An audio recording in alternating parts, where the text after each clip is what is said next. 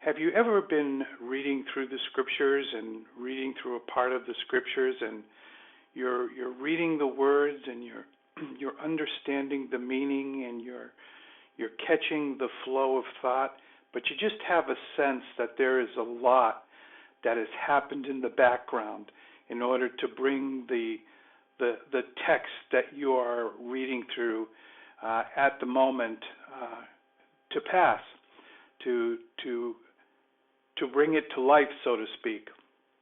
Well, that's kind of what I want to take a few minutes to talk about this morning as we continue on in our study in the Gospel of John, as we begin to look at that part of the text now that moves past that midrashic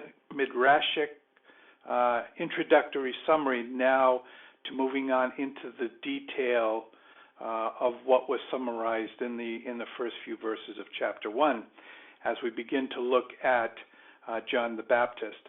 But let me get this going here, and I hope you are all continuing to do well through this pandemic, or as best as you can anyway.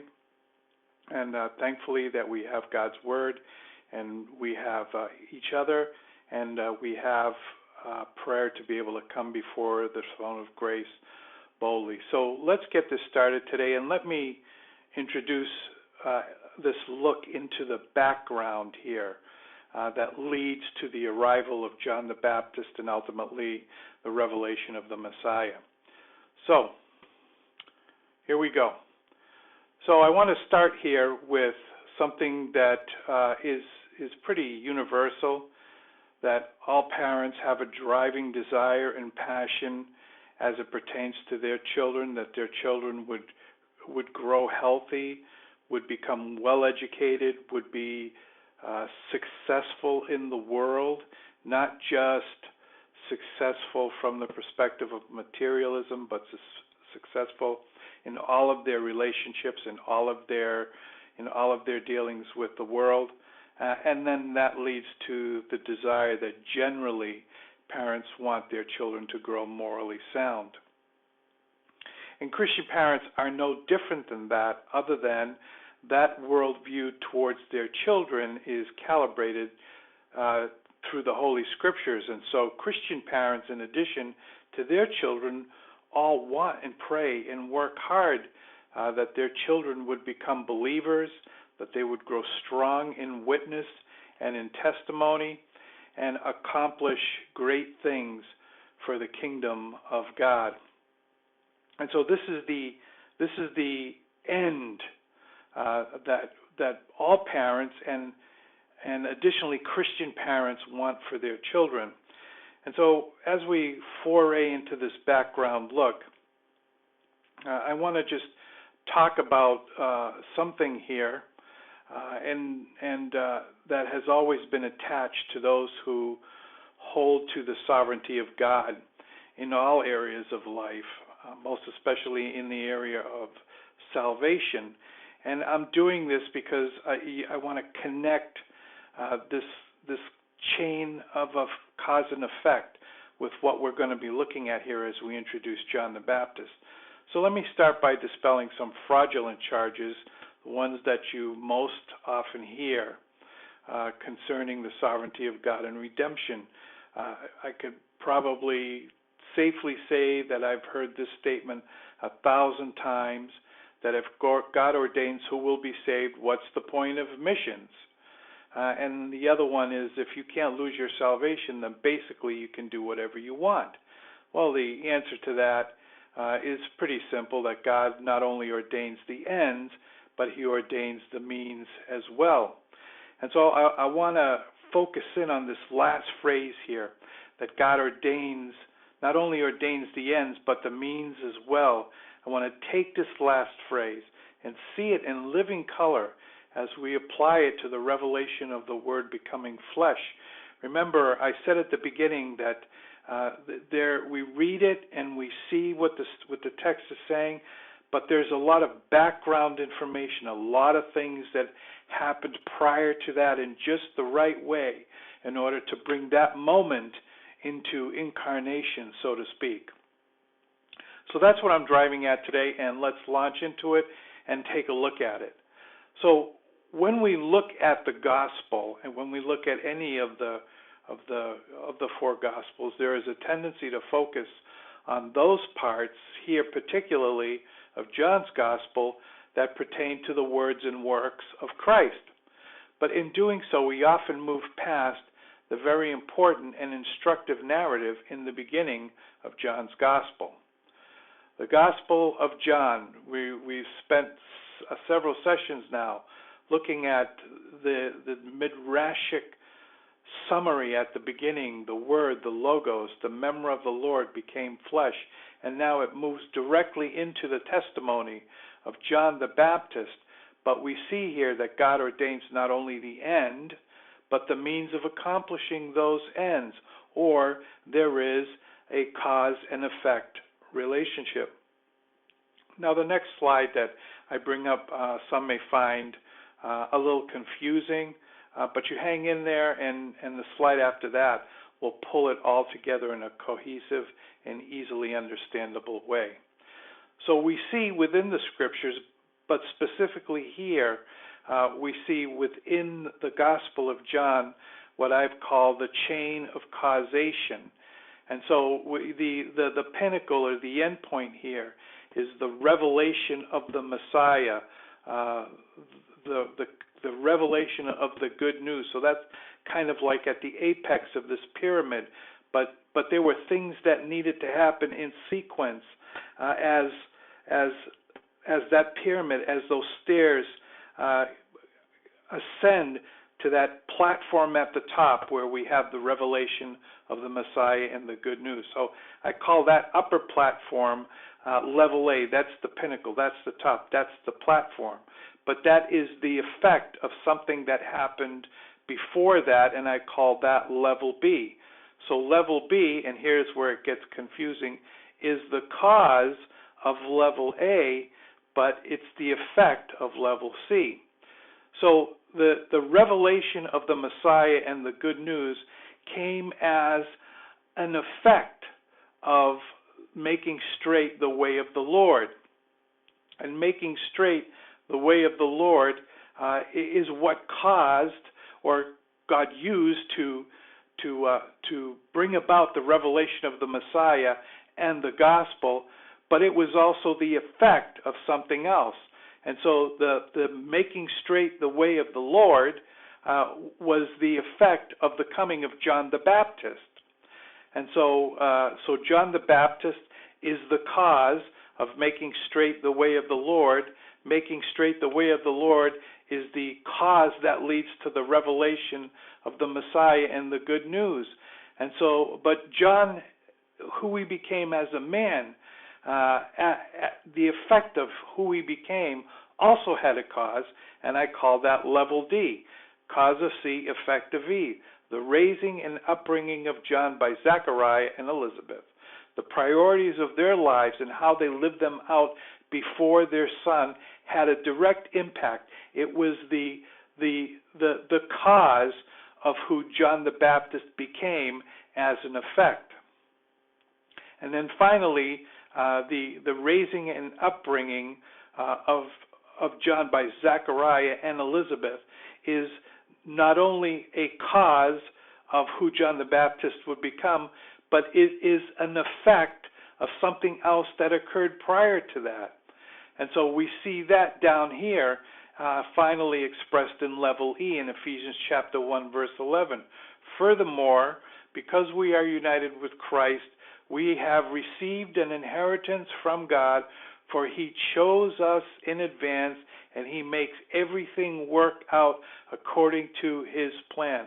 So the ground zero, at the bottom of this staircase, at the bottom of this chain of causation, lies the sovereignty of God and his plan on how he would bring about the ultimate effect at the top of the platform, at the apex of the triangle, so to speak, the revelation of the Messiah and the good news. Okay, like I said, some would find that very confusing. I think when I preach this at the church last year. Many people were confused by it, but I think the next slide kind of pulls it all together. So here we go. The priorities and lifestyle of Zechariah and Elizabeth had a direct effect on the upbringing of John. The upbringing of John had a direct effect on who John became as a man. Who John became as a man had a direct effect on his ability to fulfill his mission to make straight the way of the Lord. The way of the Lord, having been made straight, had a direct effect on the revelation of the Word, the Logos, the Memra, becoming flesh. And behind it all, we find God's sovereign will and purpose as God stands behind this chain of causation as the prime mover, the first cause. Okay, there it is. Now let's take a closer look at this. So now we're going to start here at the bottom of the staircase and work our way back up to the top. So remember, at the ground zero here is the sovereign will and plan of God. So how did that work its way out as it pertains to the revelation of the Messiah, the Word becoming flesh? How did that work its out? So it starts at the baseline. Very clearly, God is sovereign. Remember, I said at the beginning, He ordains not only the ends, but the means to achieve that end. And so as we move through this now from ground zero to the top, we'll see how this plays out. So, the priorities and lifestyle of Zechariah and Elizabeth had a direct effect on how they raised their son, John.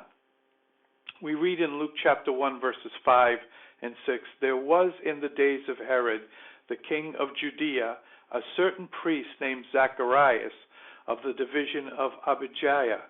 His wife was of the daughters of Aaron, and her name was Elizabeth. And they were both righteous before God, walking in all the commandments and ordinances of the Lord, blameless." So there are these terms here that are they're pretty important. So righteous, according to Fruchtenbaum, means redeemed, or the Jewish term here signifies righteous as a true inward heart desire to live by God's standards. That's one thing that Zechariah and Elizabeth were not. They were not religious hypocrites. What they lived on the outside was an expression of who they were on the inside and the desire to live by God's standards. It says that they were walking daily, that's daily direction and priorities in all of the commandments, the moral obligations of the law, and in all of the ordinances, the ceremonial requirements of the law. And they were doing this because they had a true inward heart desire to please God, to love God, to follow Him. And it goes further than this. There is this term blameless that's used here, without fault or censure. So I found this quote out of the Mishnah that gives us a little more information on who they were, on the kind of heart that they were in possession in. So we read this out of Ethics of the Fathers, chapter 2. Rabbi Yochanan said to them, "Go and see which is the best trait for a person to acquire." Said Rabbi Eliezer, "A good eye." Said Rabbi Joshua, "A good friend." Said Rabbi Yosei, "A good neighbor." Said Rabbi Shimon, "To see what is born out of one's actions." Said Rabbi Eliezer, "A good heart." Said he to them, "I prefer the words of Eliezer, the son of Arak, to yours, for his words include all of yours." And so this Mishnah records these rabbis being polled as to what they consider the best trait for a person to have. And we have there a good friend, a good neighbor, to see what comes out of one's actions, a good heart. And Rabbi Yochanan says, you know what? The best one of these traits is the one who has a good eye, because the one who has a good eye will do all of those positive and good traits that are listed there in the responses by the rabbi. And so this could be said about Zechariah and Elizabeth, that they were in possession of a good eye. And so these righteous deeds, this blamelessness, this walking in the commandments and ordinances of the Lord, all flowed out of having a good eye, of having a good heart. Okay, continue. They learned how to live and keep moving forward in the face of disappointment. Luke 1:7 says, "But they had no child because Elizabeth was barren, and they were both well advanced in years," or they were both over 60 years old. So can you imagine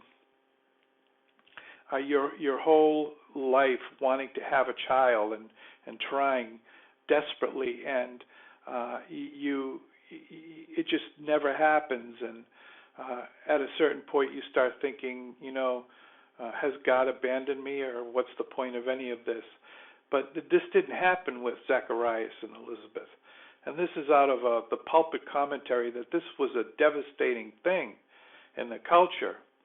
This, as is well known, was a heavy calamity in a Hebrew home.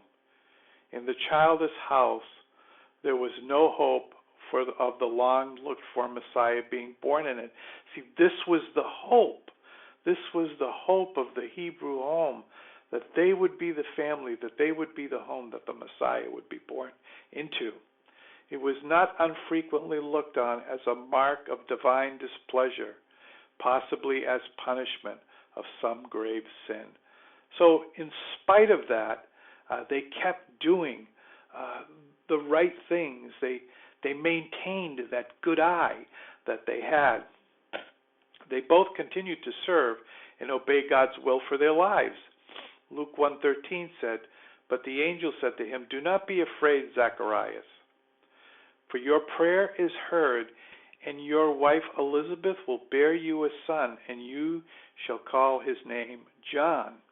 And so here is an interesting quote out of the pulpit commentary, because it would seem at face value here that what Zacharias is ultimately praying for is the birth of a son. But the pulpit commentary says something different. It says, "Thy prayer is heard." What was the nature of this prayer? The Greek word used here implies some special supplication had been offered, and which the angel tells had been listened to at the throne of grace.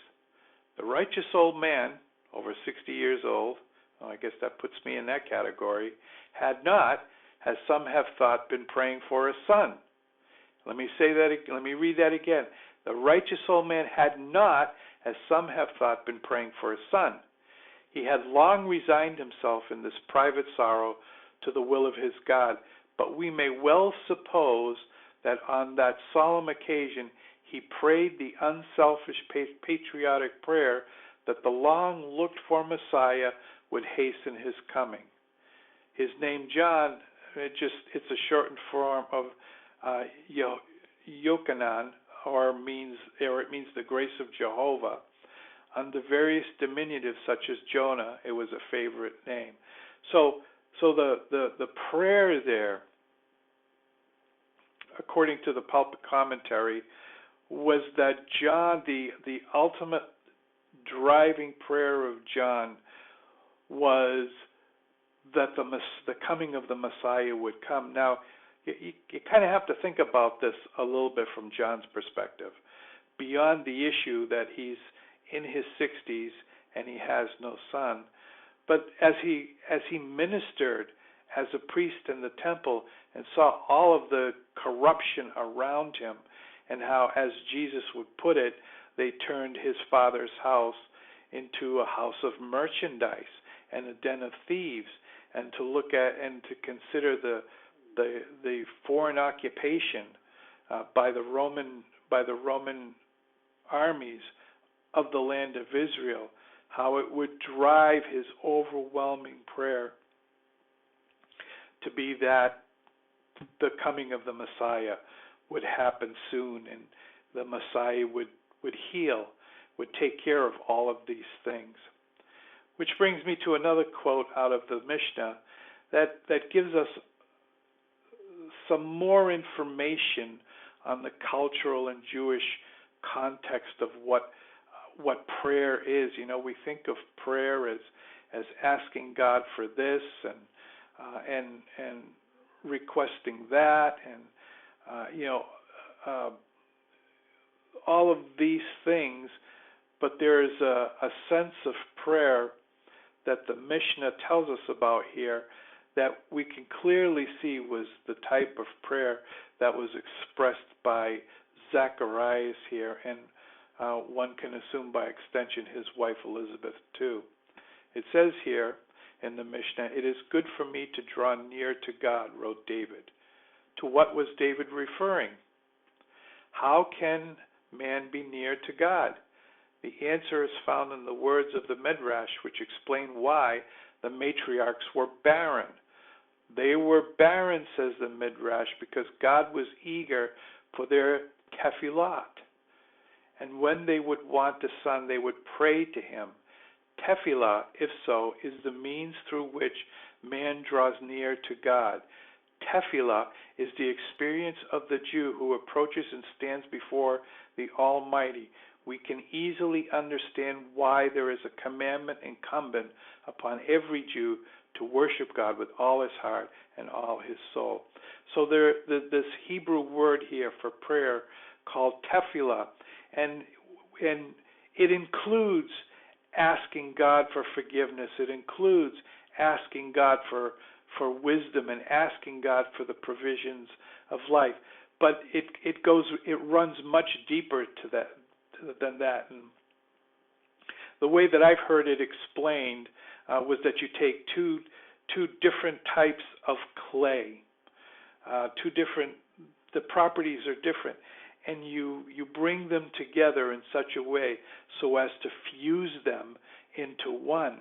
And so this is the idea of tefillah, as I understand it, is literally a man approaching God and coming into union or communion with him in a close, personal, heart-to-heart connected relationship.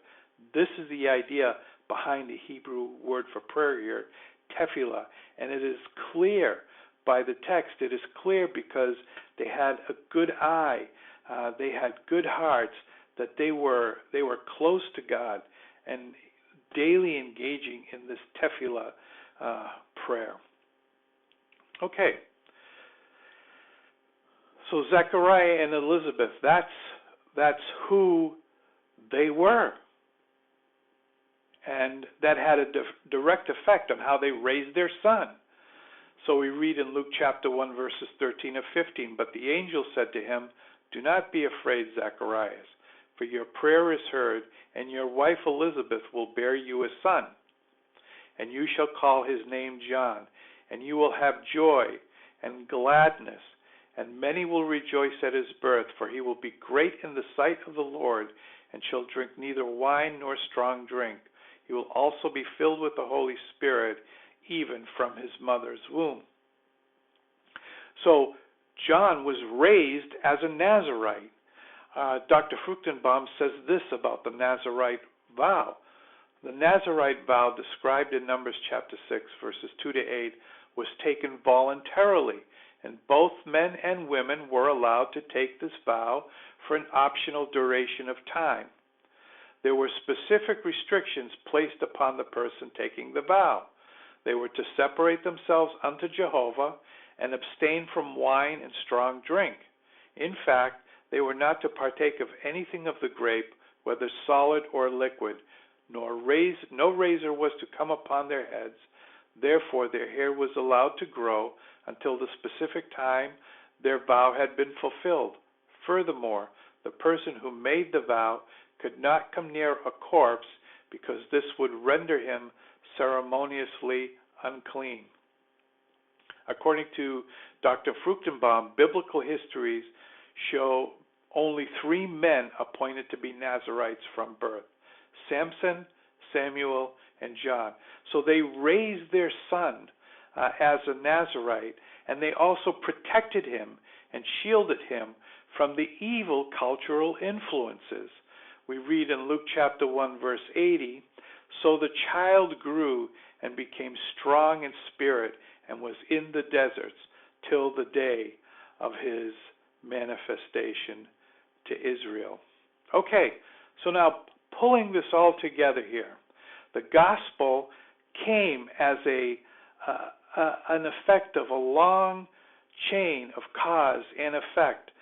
Let me bounce back to that slide just for a moment. You see, there it is, and this is what we've just gone through.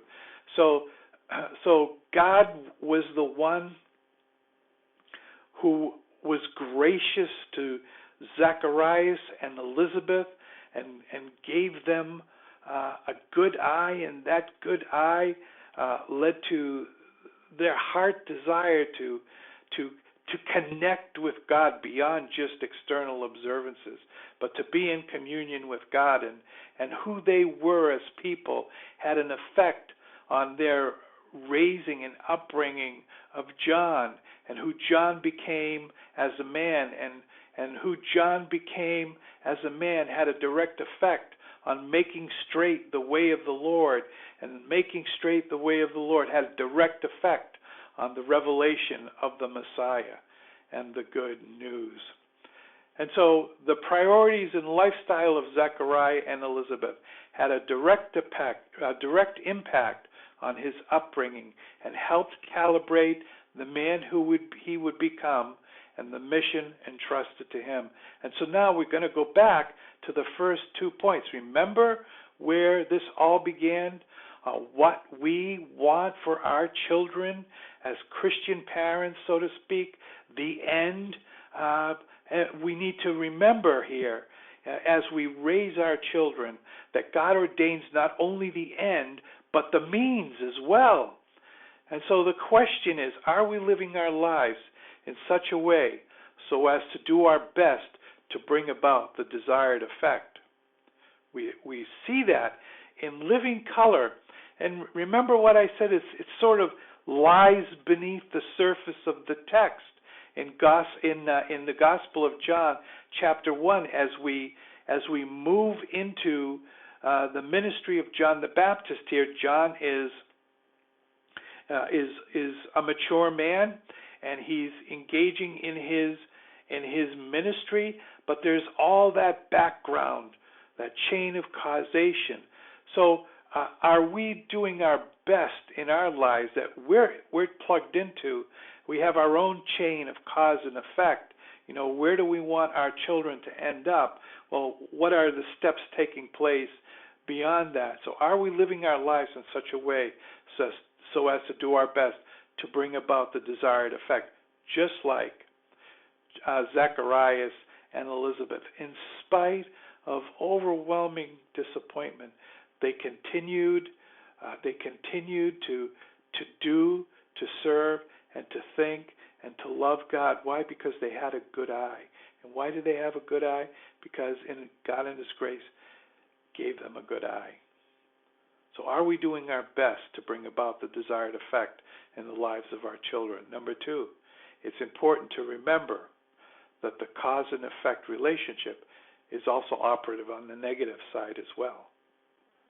You see, what our children may become or what they have become can be the negative result of some cause that was manifest through our lives that carried forth to them.